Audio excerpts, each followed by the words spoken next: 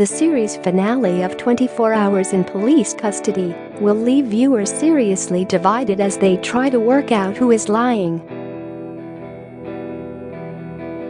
The final episode of the explosive series focuses on an extreme case of stalking as police unpick the case, trying to work out who is telling the truth and whether they have the evidence to charge. Cameras follow the victim and the prime suspect as they argue over whether he has crossed a line, and their friendship has now turned into an unhealthy obsession. Deborah accuses her former friend Kish of making her life hell, but he turns the tables and accuses her of telling lies and actually stalking him. Both have got extreme views, but in the middle there's a line that one of them might have crossed. So is it stalking or miscommunication? It's 5 years since stalking became a criminal offence in England and Wales, but things haven't moved on much, and those experiencing stalking are still reluctant to go to the police. In 94% of cases where a woman is killed by a man, there has been stalking involved in the run-up to that homicide. Speaking of her fears, Deborah says, "I've always liked to think that I've been a good judge of character.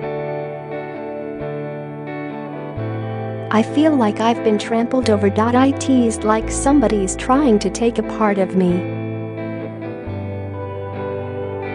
And to cross those lines and those boundaries time after time, it's just weird. It's an intrusion." What is his motive? Where does he stop? Is he that confused and twisted that he might consider doing something really bad?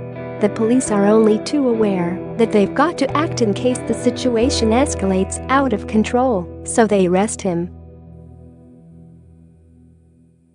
But the man denies he is a stalker.PC. Jason Horne says it's one of those crimes that can start from nothing, literally nothing, just someone sending you a couple of text messages. And then it ramps up.It can suddenly get out of hand and serious harm can come to our victim. And we want to get in there before it escalates.If we think there's a risk, we think something might happen, we've got to act. The alleged stalker, Kish, denies doing anything wrong and claims he was just trying to help Deborah after her boyfriend died. But she alleges that he would phone her up to 7 times a day, following her in his car, and slash the tires of her friends' and family's cars. Kish, who claims she tried it on him by coming round his house and making tea, reveals his heartbreak at seeing his son cry when he was arrested. Neither phone nor vehicle records provided conclusive evidence, so the officers go round to Deborah's to see the gifts that she was supposedly showered with, including a cringe singing teddy bear. She says, "He could shower me with gifts, and, he could do all of the things that I wasn't able to do at home. The more I pushed him away, the more intense he became. He was like a wolf in sheep's clothing, you know. And that's the bit that scares me, that's the bit that worries me." New evidence reveals that a year before their case, Kish pleaded guilty to assaulting Debbie's friend Tina and got community service. The pair allege that Kish turned up drunk at Debbie's house and tried to enter, then knocked her over and assaulted Tina, reportedly shouting, "I'm going to F you up."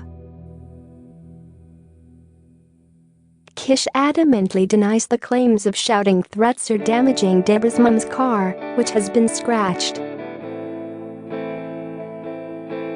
But the police catch him out when they find CCTV footage of him pulling into Debbie's driveway and trespassing for 5 minutes before the bail conditions were placed on him.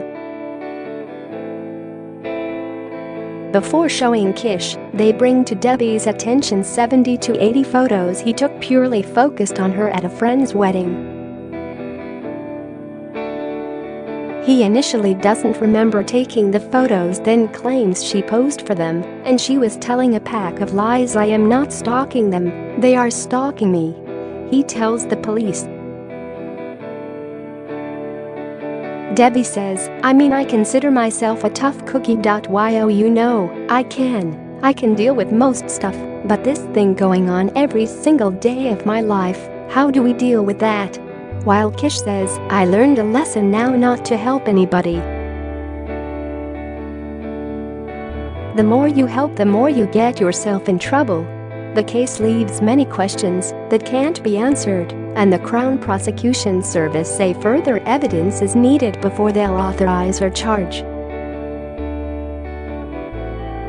Therefore, the police have no choice but to release Kish on bail again, but 4 months later, following another bail breach, he was charged with stalking.